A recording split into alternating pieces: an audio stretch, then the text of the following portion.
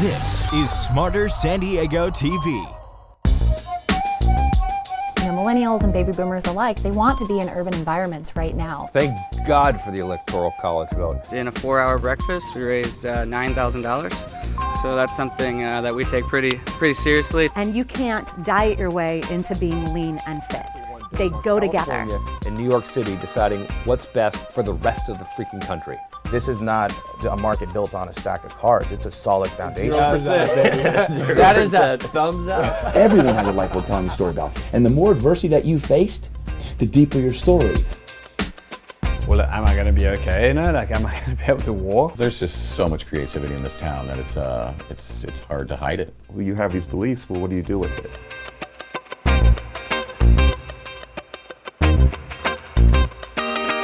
The top volleyball club in San Diego and the nation is joining us on set today. Give a huge welcome to Wave Beach Director Matt Olson and athletes Ravena Bailey and Kalee Graff. All right, here we are.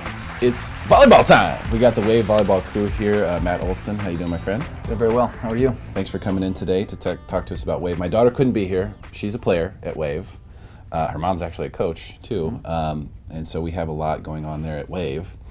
But I've seen what it's been for her, and I thought it was so cool. I was like, you know what, we have to get you guys on the show. We have to tell people about what's going on there at Wave, which is one of the premier volleyball clubs in the nation, really. Yep.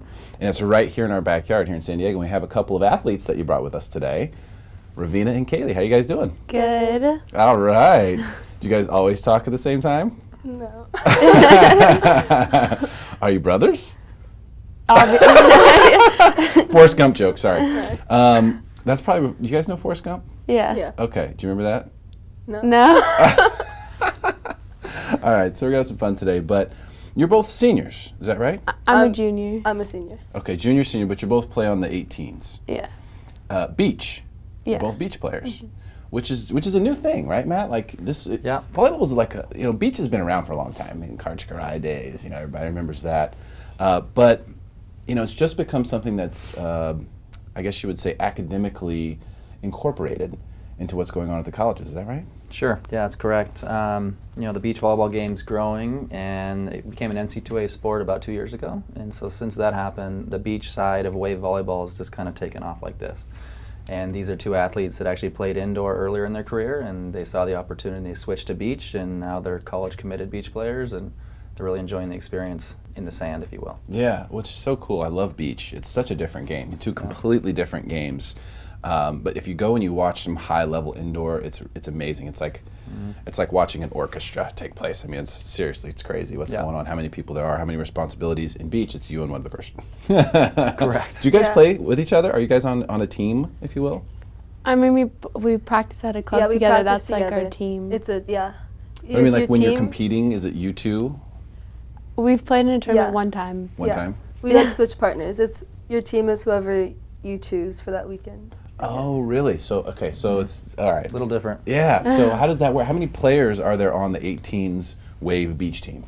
Yeah, it's a great question. So in our club, as the girls just talked about, there are 250 athletes approximately. And so the 18s is anyone that is either a junior or senior classified as an 18s. So it's a little different than indoor. Where indoor we have 4 18s teams, 4 17s teams. Where on the beach we've got probably, let's say, 12 or 14 athletes that comprise the 17s and 18s division. Okay. And on the beach, 17 and 18s play together. So it's all one group, and so these two comprise of an 18 and under age group. So like at a tournament, you would have, like 7 or 8 different teams in that age group. Yeah, correct. Right. We could, but like each tournament, the players. So indoor, the teams they're set tournaments they have to go to. Beach, these players can choose where they want to go to, and so sometimes we'll have 8 teams at a tournament. Sometimes we'll have 15. Sometimes we'll have 2. Interesting. Yeah, it's a little different on that front. But it's not like they're tagging each other in, right? Like once you have a team of 2, that's set for that day. Okay, yeah. That's wild. Yeah, that's different. So much fun though. I mean, beach, and this is how young are the beach players at Wave? Because I know my daughter started a little earlier than most. She started when she was 6, indoor, which is pretty early. A lot of the girls start when they're maybe 9 at indoor. What about beach? So this time of year, during our spring season, we have what is it? It's 5th through 12th grade is what we offer. Okay. That's kind of how it comprises, but we also have 3rd through 6th grade clinics like the indoor club does. And indoor, as you mentioned, is like pretty much 10 and under is the first age group that starts. For us, there's like a 12U division that would start, so it's a little older than indoor. Indoor, there's probably more opportunities at the younger ages. Yeah, because it's just a lot harder game. Yeah. The beach game is just a lot harder. A great workout. I mean, in fact, I reached out to you to figure out where to buy a good volleyball net for outdoor because I want to start playing with Maya on the beach because it's a good workout. For sure. Plain and simple. But for these young athletes, I mean, for you guys, you at some point made a decision to go to beach, right? I'm assuming that you didn't always want to play beach. You were playing indoor. You started there, right? Yeah. Both of you? Yeah, at one point when I first started, I didn't like it at all. Yeah. But then a year later, I decided that I wanted to switch officially. Okay, you both had the same experience? You started playing beach and didn't like it? Yeah. Like I started playing indoor and then I tried beach and it was like too hard. Yeah, and so I was like, this is bad. And then like I kind of missed beach and then so I went back to beach and I stayed. Now why did you go back to beach? I mean, I like the atmosphere of being on a beach instead of the gym. It's more fun, yeah. And less people, so you're touching every play, whereas indoor you could be sitting on the bench, not involved. Okay, so it's just a lot more involved. There's a lot more going on. So if you want to be seriously active with it, beach might be for you then. Yeah. Yes. Do you have any advice for maybe the younger athletes out there who are playing indoor, maybe they're not super stoked about it as far as considering the beach side? If you don't like it, keep going. I mean, it worked out for us. Yeah. So when we say worked out, what does that mean exactly when you say worked out? Like it ended up being fun. I really didn't like I went home like almost crying to my mom, like don't make me do that again. That's hilarious. Well, now, I guess what I was sort of poking towards with the worked out thing is that you both you're committed to playing in beach in college. Yeah. Right? Yes. And you're a senior, you're a junior. So as a junior, you're already committed to a college. What college are you guys going to? I'm going to Cal State University, Long Beach. Awesome. And are you able to get a scholarship for playing beach at these universities? Long Beach doesn't offer a scholarship for beach volleyball, but that's cool. I'm going to Cal Poly San Luis Obispo, and nice. I got a scholarship to play there. Very, very cool.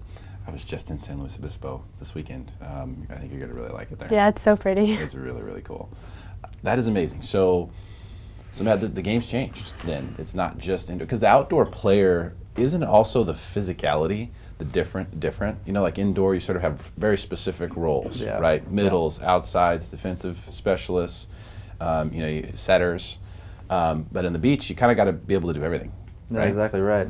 You're an experienced volleyball coach in yourself. You named all those correctly and et cetera. But yeah, like the girls mentioned it, and you've mentioned as well already in the show that on indoor there's 6 people on the court at one time, and on the beach there's only 2.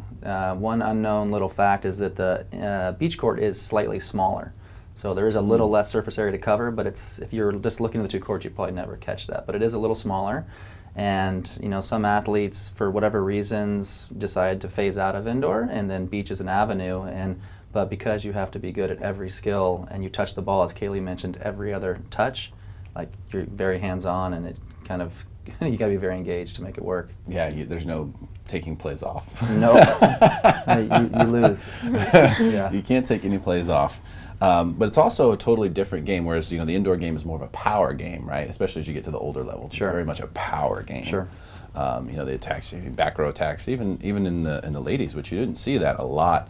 I watched a lot of college volleyball in the 90s and early 2000s, and you didn't see a lot of back row attacks in the women's game. But you do now. Yeah. I mean, even earlier than college, you're seeing back row attacks and stuff like that. So it's really a power game indoor. Outdoor, more of a finesse game. Did you guys notice that when you made the transition? Yes, like for beach, it's just placing the ball where the other team isn't. Like you don't have to swing really hard. Like that gets kills and it gets points, but like if you just like poke the ball over the net, then you can win that way. Hit it where they ain't. What do you think? Yeah, I like that's more like of a mind game. Think got to be one step ahead. Yeah. Right. It's a lot more about deception, right? When you're attacking, you want to get them to think that you're going somewhere that you're not. Yeah. And as long as you can do that, I mean, some of the best side out guys in the history of AVP and gals too were just super good. I mean, they weren't necessarily the freakish, jumpers, or there were a few guys out there who were Sure. freakish like that, but most of them were just really good at being extremely deceitful with their attack. Yeah. And hitting it in places where you just couldn't imagine that's where they were going to hit it, based on where their body was, where they were looking, and how they approached it.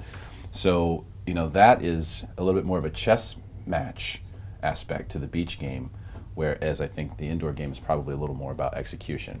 Get the perfect pass, get the perfect set, smash the ball.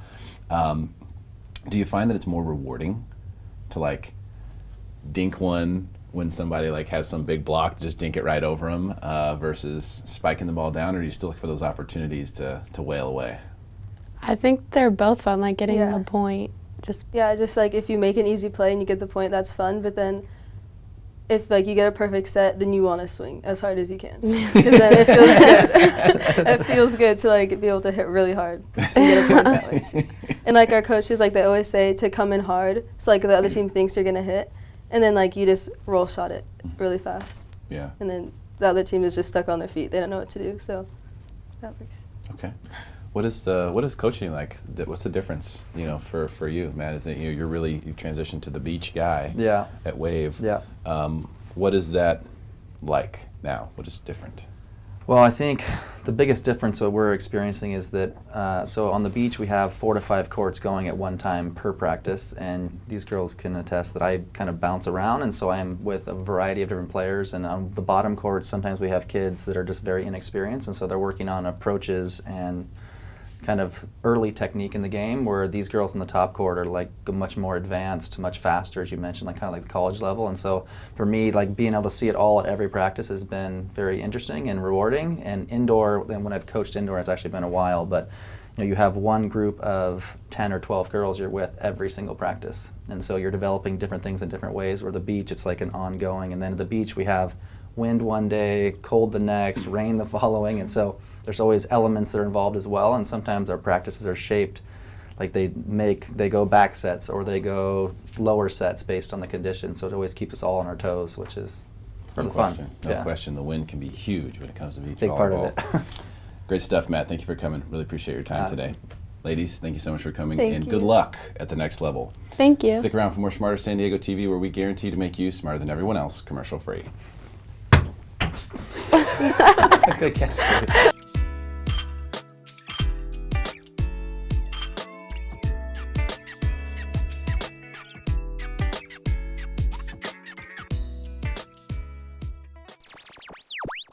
What are the benefits of using an area expert when buying and selling your home? Please welcome Realtor from Halcyon Real Estate Services, Cynthia Elizondo, and Loan Officer from Cornerstone Mortgage Group, Rsidley. All right, welcome to the show. First timers on the program. Yes. Great to have you both here, Rick and Cynthia. We're going to talk today, the subject here is really about, should you use an area expert? This is something that has come up a lot in real estate over the course of the last, I would say, few years, 3-4 years. The area expert. A lot of agents are picking certain areas and really focusing on those areas and wanting to become the area expert. But there are a lot of agents, San Diego County is huge, that sell properties all over the place. So, Rick, let's start with you from the mortgage side. As a loan officer, what do you think about this subject? I think that having someone that knows the area is such an advantage to you as a home buyer or seller, because they're dialed into what who's looking for the type of people that are looking for properties in that area. From a mortgage perspective, it's great too, because we can cater to their needs within that community, and we know what's going on. We know values are going to come in, and it all works. Okay, so you think that's a smart thing for home buyers and home sellers to be looking into. Cynthia? I totally agree. I think that it's very important to know the area specific to where you're looking as well as what you're selling. Case in point, I recently visited on Caravan, touring the homes on just come up for sale. I talked to the listing agent on one of the homes, and she was talking about how things weren't selling. It wasn't, she wasn't getting the activity that she expected, and I said, well, that's probably because of what's going on on the golf course. And she looked at me like I was crazy. Like, what are you talking about? She had no idea that the golf course was about to go away and that they were going to start developing the area. So that beautiful view was about to go away. How would somebody know that if they didn't know the area? And that was a listing agent. Someone who had listing agent. Someone who had a listing. And that's right. So for me on this one, I'm split a little bit. I think if you're buying in an area, you have to use an agent that specializes in that area because they'll know things like that. They'll be able to protect you from buying that house, and that is going to lose its view, or that is just on one road over from where it's really worth a lot more, or you never buy south of this road, or don't, like there's certain things like that. That the local area expert will know, and as a buyer, you need to know that. I think if you're a seller, I think it's less important, although it still could behoove a lot of sellers. I think it's less important if you're selling your home to use an area expert, because a lot of times the buyer isn't going to come from that area. Now, sometimes it does, but sometimes it doesn't. And sometimes what we've noticed is that the area expert on listings can get really narrow about, well, I know this area, this is what that's worth. And sometimes in up markets like this, the person who's coming from outside and saying, no, we can get more, gets it. And that happens. So not all agents are created equal, as you both well know. So having a great agent is really important. I think first and foremost, have a great agent. But absolutely, in my opinion, if you're buying in an area, you had best be using an area expert, or you'll lose your view. But on the listing side too, it's important to have somebody that knows everything that needs to be disclosed. For instance, I live in a neighborhood that has polybutylene plumbing. If the seller doesn't know that they need to disclose that, they could get into trouble later on if the listing agent doesn't tell them, you need to disclose this. Because they may not know that it's important. They know that they have it, but they don't know that they have to disclose it. So it's important to have a listing agent that knows everything about the home as well as to the neighborhood and the area and the transaction. Yeah, absolutely. No, you can always make a case for using the area expert in real estate, I think. But what I'm saying is that if you're buying, you absolutely have to. Absolutely. You can't not. You'll make a mistake. I mean, it's just too easy to make a mistake with that. Like for example, that poor listing agent had no idea about what was going on with the golf course. If she had been representing a buyer, okay. Now think about that. That could get ugly. No, look, this is beautiful. That could get really ugly, right? I mean, lawsuits could come up down the road on something like that, and no one wants to be involved in anything like that. So I think that it's something to definitely consider. But now let's define it, because this is a really loose interpretation. Like a lot of people are running around saying, I'm this expert, I'm the Rancho Bernardo expert, I'm the Escondido expert, I'm the beach expert. So how do you actually know if they are the expert in that local area? I recently had a client call me. It was a young client looking to buy in downtown area. I'm not from downtown. So he asked me, how well do you know the downtown area? And he quizzed me, and he actually made me prove that I know the downtown area well enough.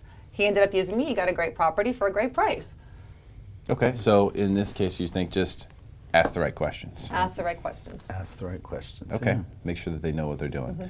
Interview, don't just assume. Is there a certain number of sales in the area you should expect in the last 12 months or anything like that? A lot of people are on Zillow, they're looking up these things, and they're kind of trying to figure out for themselves if someone's an area expert or whatever, that maybe they don't want to ask questions. So we found that, a lot of times consumers, they don't want to ask questions. Right. They want to do research online and find all the answers there. So for people like that, I mean, is there any kind of benchmark that we should give them and say, hey, this is kind of the minimum amount? I don't know that there's necessarily a minimum amount of transactions that a person needs to have completed in a certain area, but rather has demonstrated a knowledge of the area or has lived in the area. I mean, if somebody lives in the area, maybe they've only been an agent for 3 years, but they've lived there for 20, they can probably still be considered an area expert. Gotcha. Okay.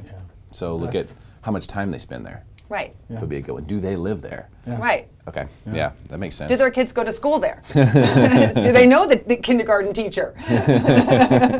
Well, and it's amazing what you learn from one transaction when you work in a new area. Even just one. That's the hard part there. Because if you take your job seriously and you get after it and you're going to sell a home in a new area and your buyer knows that and they're willing to still work with you, because that happens too. Yeah.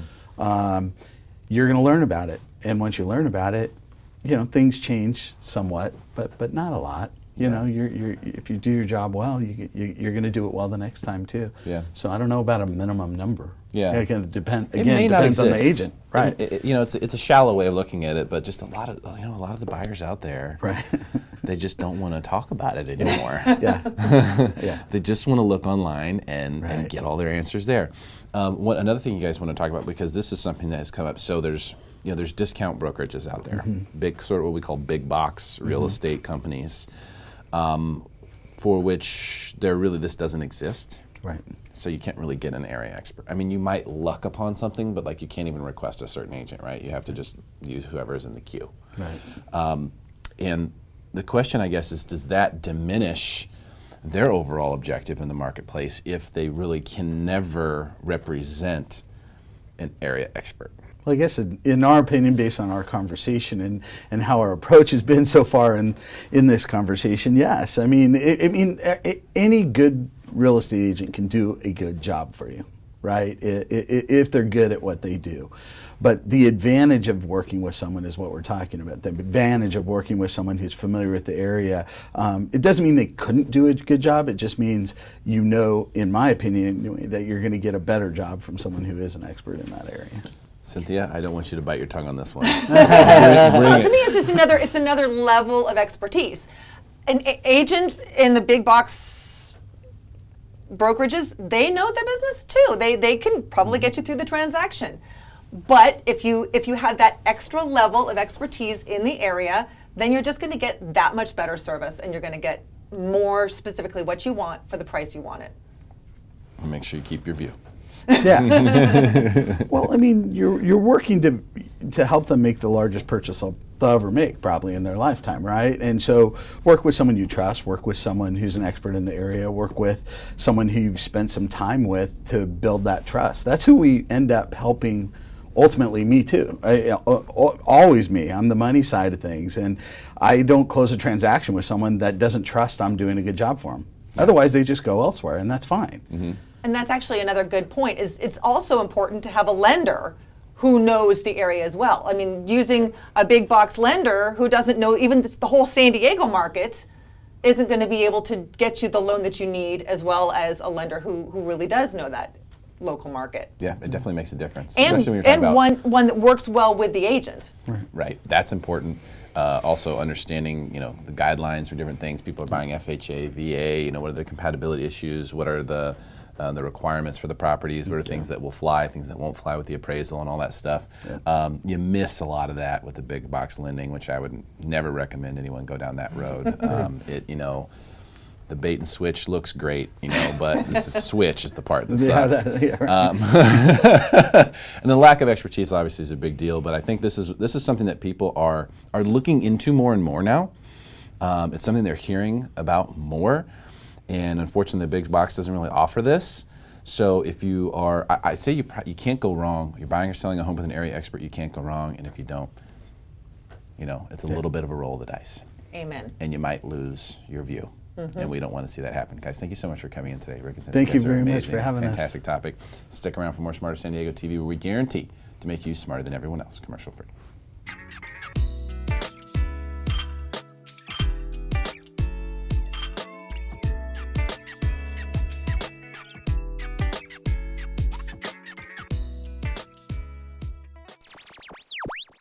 Our next guest on Smarter San Diego is here to educate us about tankless water heaters. From the Real Estate Inspection Company, please welcome Philippe Heller. All right, it's that time. Philippe Heller's back in the house. What's up, my man? How's it going? How you doing? Great. So today we're going to talk about tankless water heaters. Yes. The truth, as you always bring it to us here on the show, and people really appreciate, clearly, by the number of views that you're getting on every segment. So first and foremost, a water heater is a mechanism that heats the water, right? And most water heaters have a tank. Yes. And that's where they have water in that tank, and they heat that water up, and that's the water that comes to your faucet. Yes. Is that right? Yes. Okay. Traditional water heater that we all know and love in our garage usually, or in a closet, is just a great big tank with a burner on the bottom, and it keeps that water hot so it's available when we need it. Okay. There's all the rave about these tankless water heaters, which I'm a little bit miffed about. I don't understand. Like, how do you, I'm mystified by this. how do you heat water without the tank? So maybe you can explain to us how these are supposed to work. Sure. First. Well, what the idea is that they don't use any gas until you actually have a demand for hot water. So if you go on vacation or just during the day when you're at work, they're not using any gas to keep a tank of 40 or 50 gallons hot. A traditional tank water heater does use gas throughout the day to keep that water hot. So the idea is to eliminate that gas usage and only use gas when you need hot water. And that results in some savings of natural gas or propane, or even electricity. Sounds good. Sounds like a good idea. Hey, you're right. While I'm at work here, while we're here, our old school water heater is heating up that water at the house, which we clearly aren't going to need for a while. Correct. So that sounds like a good idea. There's a but though. Well, this is Smarter San Diego, so we're trying to educate people. And one of the things to think about is if you live in an older home, and when I say that, maybe 25 years or more, there may be a lot of additional costs in upgrading to a tankless water heater. So whenever you're thinking of an energy-saving device, whether it's a clothes washer or light bulbs or whatever, you have to calculate the payback. And is it worth the upgraded expense in order to save a little bit of money? And with tankless water heaters, that's not always the case. Okay, so what you're telling me is that it is all fine and dandy, and there is savings potentially there. Yeah. But how long will it take me to recoup if I have to invest into a new tankless water heater? Well, that always comes down to the cost of it. So if you have to, many of the tankless water heaters, because they heat water instantaneously, there's a big draw of gas. Obviously, you need to heat that water very quickly as it passes through the unit. Therefore, many houses have to have an upgraded gas supply from a 1/2 inch to 3/4 inch. So there's a cost to having a plumber come in and do that. Then, since the water is fed to the tanks usually from the bottom rather than the top, you also have to reroute some plumbing. In addition, you have to do the flue from a traditional galvanized steel to PVC or to stainless steel. So there's a lot of extra costs. If you have to incur, another $1,000 on top of the expensive water heater, your payback is going to be so long that it really doesn't make sense. Because you might be saving $10, $20 a month in gas. Yeah. Depends on the size of your family. Yeah, but not a lot. Right. So if it costs you $3 or $4 grand to get a new heater and get all the things done, correct, then you're talking about like a 20-year payback. At least, yes. Plus all the disruption. That is not Smarter San Diego, okay? We got to keep it smarter. So what would make sense for people who maybe, let's say, the water heater's on the fritz or whatever, and they're thinking about getting a new one anyway? What would maybe be a smarter move? Well, water heaters in general last about 10 years on average. Some less. We've seen brand new water heaters in tract homes. They buy contractor grade. They only last 6 or 7 years. Some last a bit more. You get the higher end ones. Today, you have some higher efficiency tank water heaters. So these don't have a standing pilot. They light a pilot kind of like your furnace only when it needs to heat the tank. They have better insulation, etc. We recommend that if you have an older home and it would cost you a lot of money to upgrade to a tankless, consider getting a high efficiency tank water heater. And that can kill 2 birds with 1 stone. One is you're going to use less gas, and number 2, you're not going to incur all the expenses retrofitting your house to accommodate a tankless water heater. But don't you get these tankless water heaters, don't you get immediate hot water? Isn't that one of the draws too, is that you don't have that waiting delay period? Yeah. A lot. It's called a cold water sandwich, and it's that slug of cold water in the pipe that is between the water heater and your faucet. So when you turn it on, we all have that where you have to wait a minute or 2, sometimes longer, for hot water to actually come out of the tap. A lot of people think when you buy tankless, it's going to deliver hot water immediately, and that's not the case. So a lot of people, even after spending all that money, are disappointed to find out that they still have to wait the same amount of time before that hot water actually gets to their faucet. It's kind of like the opposite in the summers when you used to drink out of the hose. And it's burning hot. Yeah, and the first couple of minutes is just scorching water that you have to wait out, and there's no way around that, is there? There is. You can get a recirculating pump installed, and there are a couple different kinds. Some are on demand where you push a little button and then it starts the water flowing through the system without actually wasting any. And that way when you turn on the faucet, the hot water is there and available. But again, that's another expense. But you could do that with either a traditional tank or a tankless water heater. And if you're building your own house or a new construction thing, or you're just going to tear the whole thing down anyway and do a rebuild. Right, on new construction or a big remodel, absolutely go for a tankless water heater. They take up less space. Now, there's another downside too, which is in a traditional tank water heater, if the power goes out, you still have hot water. And I live in Ramona, as I've told you many times, when we had the big fires, the water system actually shut down. And so a tank water heater is a source of water for you to cook with. Even if it's not hot, you can still, bathe, you can do other things. That's a tankless big. water heater, because they require electricity, if the power goes out, you're not going to have any hot water. And there's no storage. Water, right? And there's no storage. There's no potable water that you can store if you need to cook. And after some of the big fires in Ramona, we were without the city water for almost a week. Holy smokes. So, yeah. Wow. So that's kind of a big deal. It is. It seems to me like a more efficient, kind of old school tank water heater might make more sense. They're reliable. They've been around for a long time, and in some cases, they just it's like an old telephone, the old plug-in kind, not a cordless. And if the power goes out, your cordless phones don't work, nothing works, but that old wired telephone. That will old work. rotary phone still works. Yep, that dial one. My in-laws have one like that just for that reason. When it comes to stuff like your water and having hot water, that kind of sounds like I want old reliable. You don't realize it until something goes wrong and you're without. So like any energy efficient upgrade, whether you're talking about a furnace, light bulbs, whatever, always do the math. Don't be misled by somebody claiming that you're going to save 80% on your electric bill or your gas bill. Because remember that even with a light bulb, you're only saving on that portion of the lighting usage, not on your whole electric bill. Right. So, and you guys inspect more homes in San Diego than any other company. So you guys are in a lot of homes. A lot of and you say these old-fashioned water heaters last about 10 years. My guess is there are some people out there who have some water heaters that are a little past that. Oh yeah. And you probably see that a lot. By going to one of these newer, high-efficiency ones, they can probably save some money just by doing that to justify the cost of a new one. You're right. Simply replacing a new water heater or replacing an old one with a new one is going to save you money, even if it's the exact same technology, because over time, a lot of dirt and silt settles in the bottom of your tank water heater, and we're all supposed to flush our water heaters once a year. You run a hose out, and there's that big spigot on the side. No one ever does it. I guarantee it. And so you get a layer of muck at the bottom, which acts like an insulating blanket, and it takes longer to heat the water. It's the recovery rate. So when you've depleted the hot water and the flame comes on to heat that water, that big layer of muck at the bottom slows down that process, so you're using more gas. So even simply replacing an old water heater with a new one is going to save you some money on your monthly bill, because it's going to be more efficient. But it'll also save you money by avoiding any kind of leaks or going without hot water, because water heaters after about 10 years do start to leak or stop working as efficiently. Yeah, and I don't care how hot it is, and it can get hot in San Diego, it can get hot in Ramona. Oh yeah. I don't care how hot it is, though, you always need hot water.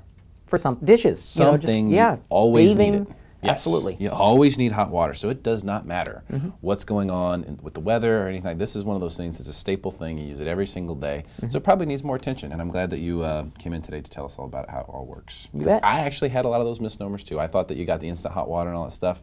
Simply not true. What'd you call it, the cold water sandwich? Yep. Or the hot water sandwich if you're drinking out of the hose. That's right. Flea Peller from the Real Estate Inspection Company, thank you so much for being here, my friend. Stick around for more Smarter San Diego TV, where we guarantee to make you smarter than everyone else. Commercial free.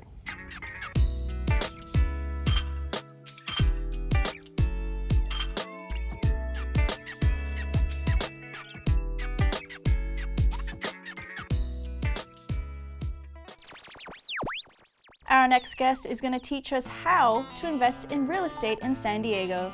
Please welcome Realtor from Century 21, Steve Pletz. Welcome back, Smarter San Diego. There he is, Steve Pletz. How are you, my friend? Hey, how's it going? How's it going? Good to be here. Well, excellent. Let's do something interesting. Want to talk about something interesting? I would love to talk about interesting. Let's make it interesting. Let's go right into something interesting. You've talked a lot about real estate investing in the past. Tell me a little bit. What do we need to know? I have in the past. Right now, too.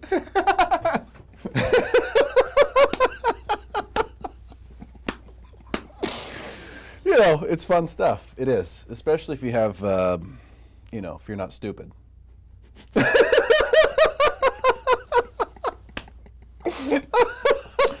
And there you have it, ladies and gentlemen. Wait a minute. I'm not Steve. You're Steve. Wait a second. You're Steve. That's right. I'm Derek. Oh. We need to switch. All right. Hold on. Boom. There it is. All right. Good. Whew. Feels, yeah, it was weird. Yeah, there. It feels better now. This feels right. So, Steve, thank you for coming in today, first of all. I think now's a really hard time to invest in San Diego real estate. And I know you're a type of guy who will shoot us straight here.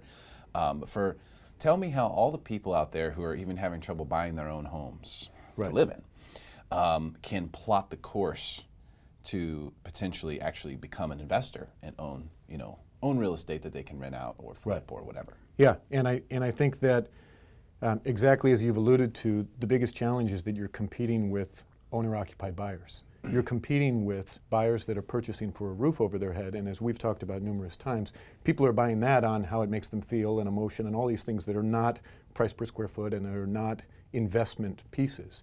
So I think that as an investor, and whether it's a first time or it's something that you've done many, many times, you need to be very strict about your guidelines and very strict about what are the things that you're willing and unwilling to do. And it may take more offers than you're comfortable with in order to actually crack into one. So how do you do it?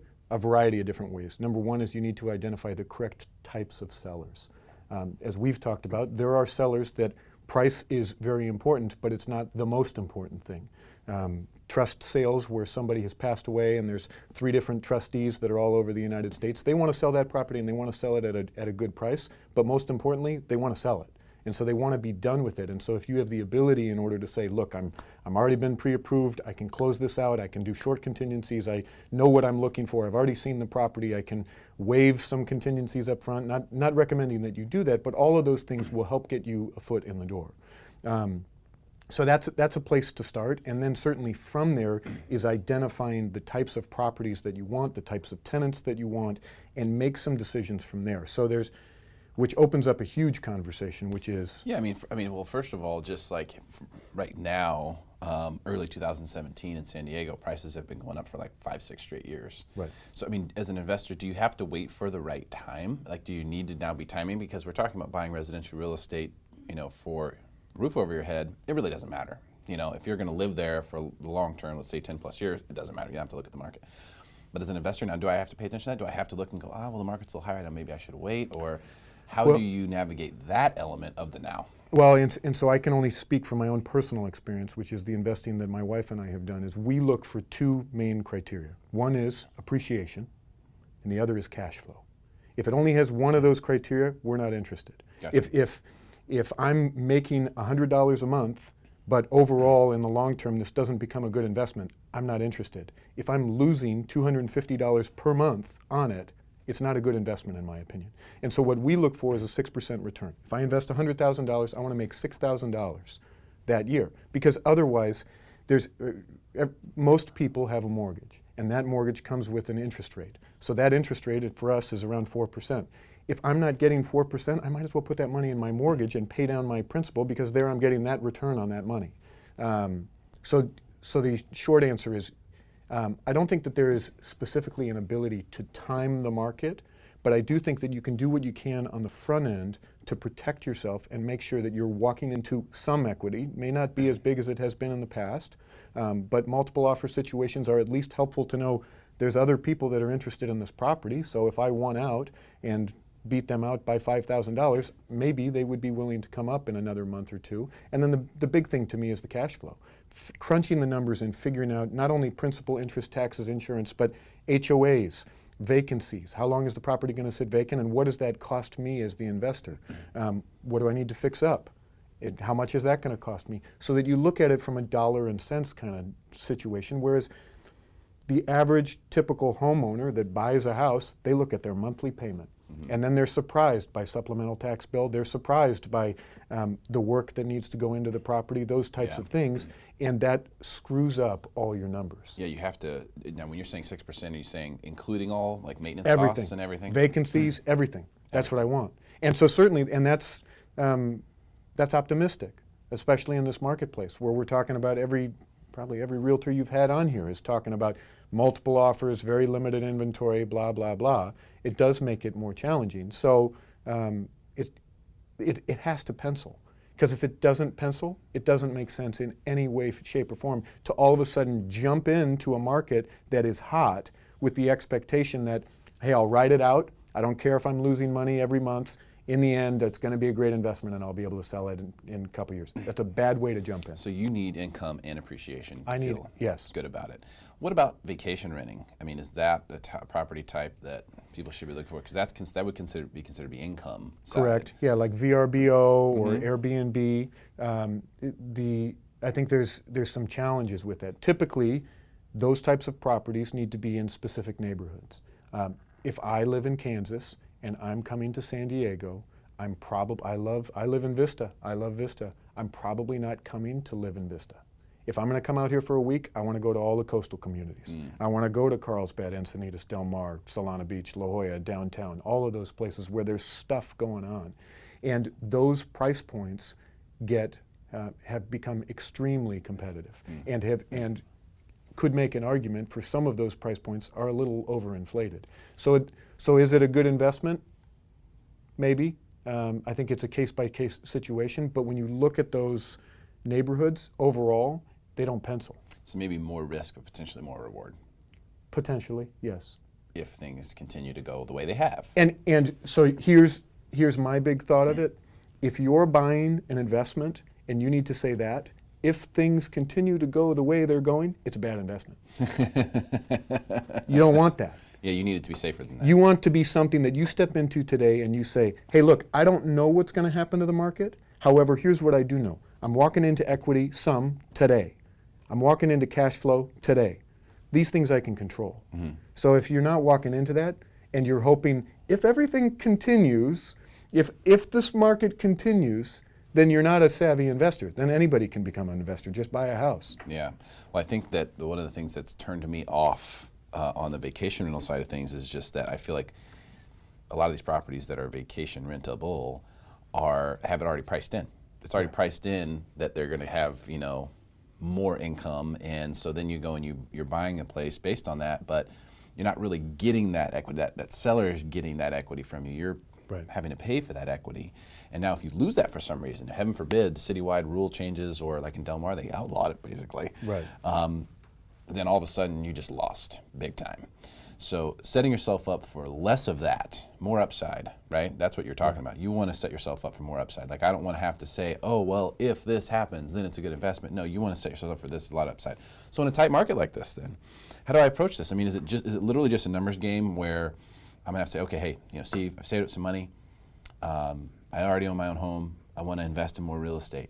Do I just need to be in, do I have to write 100 offers? Do I have to stare at the real estate market every day? Like, how do I get ahead in such a competitive situation? Well, and I think that you can work backwards a little bit, and you can figure out probably what you're going to want to do is start small. You're going to want to start with a, a 1 bedroom, a 2 bedroom, maybe a condo, maybe something that's more affordable in a lower price point, and recognize what are the demographics that you're going to rent to.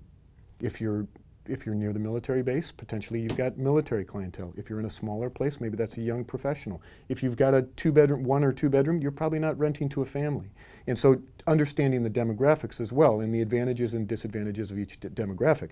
Students are great in that mom and dad oftentimes co-sign, but the downside is they only want to be there for 9 months. Usually they don't want to have a rental where they're there June, July, and August because they're out of school and they'd rather go home or do other things. So identifying who the demographic is as well will also help you work backwards. So then you can figure out, okay, I've got a 1 or 2 bedroom.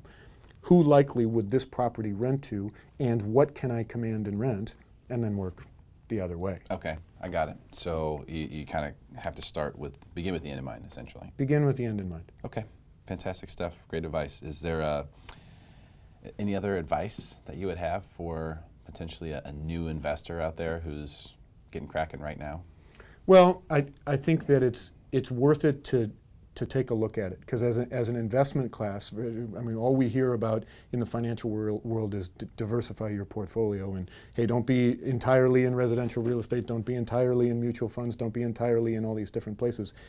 What I love about it is it's a great diversification to have potentially through the equity proposition where I'm paying myself the equity over time because I'm leveraging and I'm putting 25% down and getting and using all that equity. I think all of that is really helpful. Here's what I mean. I didn't explain that very well, so let me describe that. Let's use $100,000 just because that's a round number. You certainly wouldn't need $100,000 to invest into real estate, but that's a great way to start.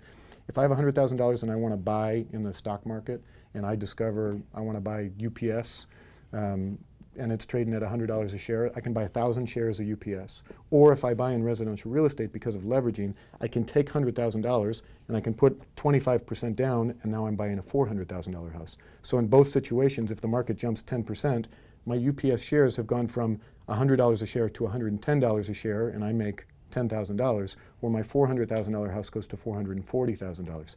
Same appreciation amount, however, it impacts me greater because I'm able to leverage. And so that's the benefit, in my opinion, of residential real estate, or all real estate, is the ability to leverage. Great stuff, Steve. Thank you so much for your time today. Really appreciate Steve. Or Derek. Stick around for more Smarter San Diego TV, where we guarantee to make you smarter than everyone else, commercial free.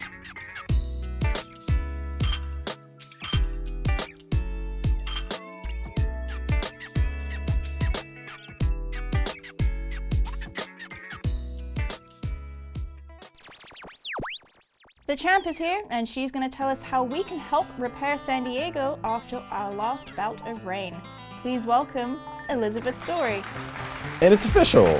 We are live. Woo! Yes. Yes. So hashtag Repair San Diego. Let's Yes. tell you what that's all about. You know, here's the funny thing. When I first moved here from Missouri, which you would think Missouri, the roads would be much, much worse. When I first moved here from Missouri, I was blown away by how awful the roads were in San Diego. I mean, I couldn't believe how many enormous potholes there were, and just how bumpy the ride is driving on any average road in San Diego. So, Elizabeth, tell us about hashtag Repair San Diego, what it is that you're doing in the community there. So I want it to be a really convenient way for us to start tracking all of the issues that we have in San Diego. And really this stems from the fact that San Diego is one of the most beautiful cities in the entire world. It's just gorgeous, but we really have some improvement that needs to be made in our infrastructure, in our roads, and in our storm drains most immediately, and especially after all this really heavy rain that we've had. A lot of people have been complaining about ever since the heavy rains. Our roads are just a hot mess. So what we're going to do is talk about all the ways that you can get involved, but at the very, very least, if you're on the go, you're too busy, you don't have time to report it to the city, you can post photos and intersections online and use the hashtag Repair San Diego, and we can start tracking dates and intersections and places where the repair is so heavily needed. That's an interesting concept. So for people who don't understand how social media works, so let's say I'm on Twitter, I'm on Facebook, I can just put hashtag Repair San Diego, take a picture of the enormous pothole, which I need to take a picture of one already on my mind. Yes. And then what happens to it? Where does it go somewhere, or how does that work? So that's not an official city reporting mechanism, but what it's going to be is a place where we can start tracking it, and we're going to have a team of people who actually, if they haven't been reported, they're going to be able to report them. So I'll be sharing some links on my page. I already did. For anyone who's out there watching it live, go over to Story Estates or my page right now, and there's places where you can report it. So the city repairs about 30,000 potholes a year, and what they've done is they've started doing it by district, so that they can cluster their pothole repair. Some of those repairs are already underway, so on the links that I have provided, it'll show you a list of districts and what the timing is.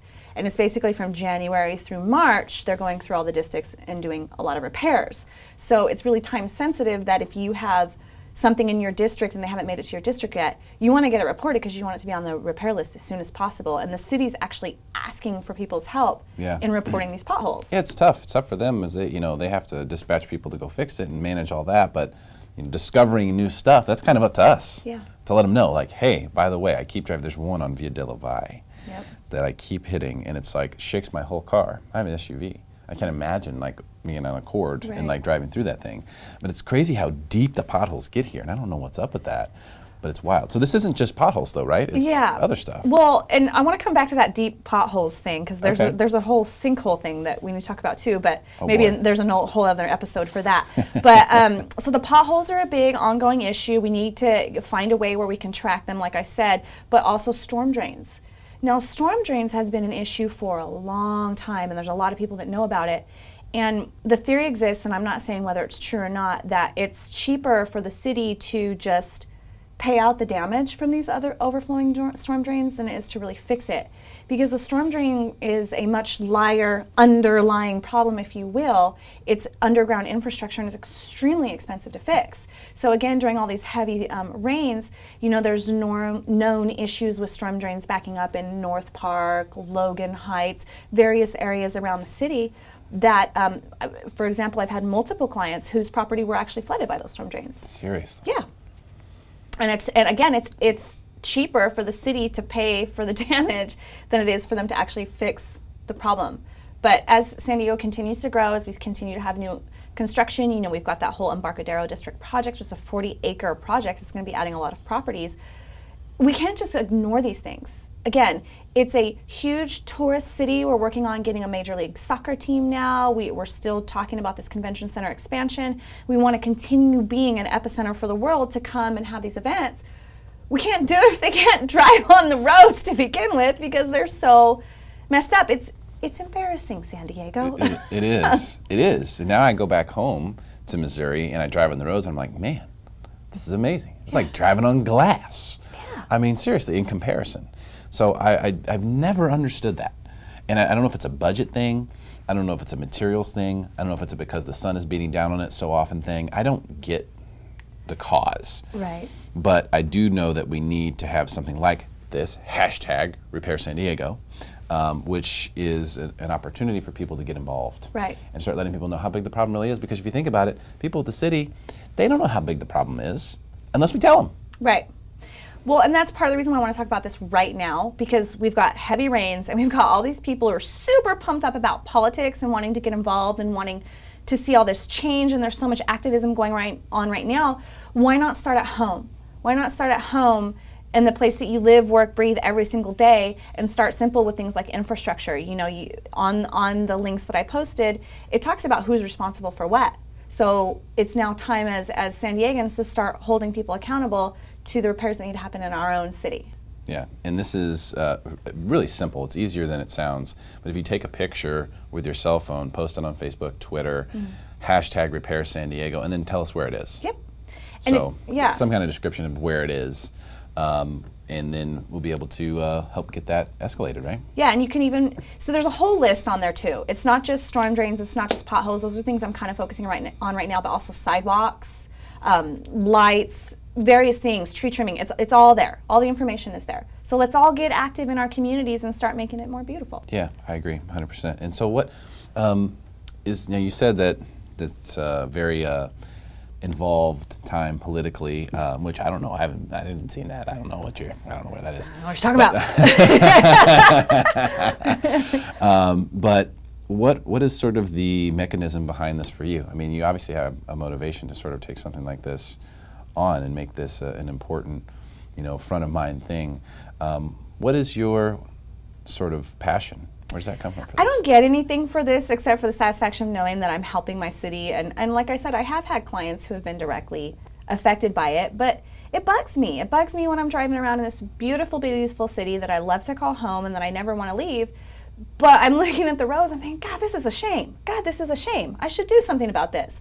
Well, I have a voice. I have this show as a platform for my voice, and I have a lot of people in the community that I'm involved with. So this is kind of my project for this year. I want to start doing something to give back to this city that's given me so much. Amazing. Now, as far as the different, quadrangles in San Diego, right? You have all these different cities, like El Cajon is its own city, but there's the county. So does anyone need to have that in mind, or is just the hashtag Repair San Diego, like, for example, if I'm in Del Mar, if I hashtag Repair San Diego, will that ultimately get routed to the right people? Do they even need to worry about that? I'm hoping it becomes so popular that they're actually looking at it. But again, you're not officially reporting it by doing that. You're just kind of date and time stamping it that it's a known issue. And then what we're going to be doing is making sure that everything gets logged that has been reported. Gotcha. So this is just a way to essentially start logging the stuff so that you can get the people who are making those decisions, who are dispersing those resources. Pay attention to this hashtag. Okay, that's amazing. What a good idea that is. Got any other good ideas? I'm full of them. How much time you got? Any other good ideas that we can talk about on live? On live? Oh, I know what you're getting at. No, not yet. But stay tuned, because this is some big news gonna hit San Diego. Yeah, you've got some good ones. Okay, so let's recap. Hashtag Repair San Diego. We need to know location. So, just taking a picture of the pothole or backed up storm drain or broken light or sign that's down or whatever isn't good enough. We need actually to know the location. So hashtag Repair San Diego, take a picture of it. Facebook, Twitter. Do any other social medias work with the hashtag? I don't know. I feel old. I feel like the hashtags just sort of like, it's just a way to categorize it, right? Like hashtag is just a category. It's like if you're blogging, like you put it in a category, Repair San Diego, with doing the hashtag. But I don't know in the hashtag world, do any of our young folk in here know? Does the hashtag, does that work on other social medias? Instagram. Facebook, Twitter. But like other ones, yeah, I don't know. So let's stick with those. Yeah. Let's stick with Facebook, Instagram, and Twitter for the hashtags on this, and let's get some stuff in there. Let's show them that this is something that people care about, and that we can actually deliver to them some stuff that needs to be done. And I tell you right now, I'm going to make the first few. Okay. Yeah, that's for sure. Because in my area, and I'm in Del Mar, but I'm all over. Here's Sorrento Valley, all over. Up to Encinitas all the time, and it's just mind-boggling to me how awful the roads are. That's one thing I just still don't understand. But Elizabeth, this is an awesome idea. You're full of them. I know there's more to come. Thank you so much today for coming and sharing this with us, and thank you all for joining us live right here on the Smarter San Diego Facebook page, and of course on Smarter San Diego TV. We'll begin. We will be back. That's live for you. We'll be back next week, same time, same channel. We'll see you then. All right, everybody, that's a wrap.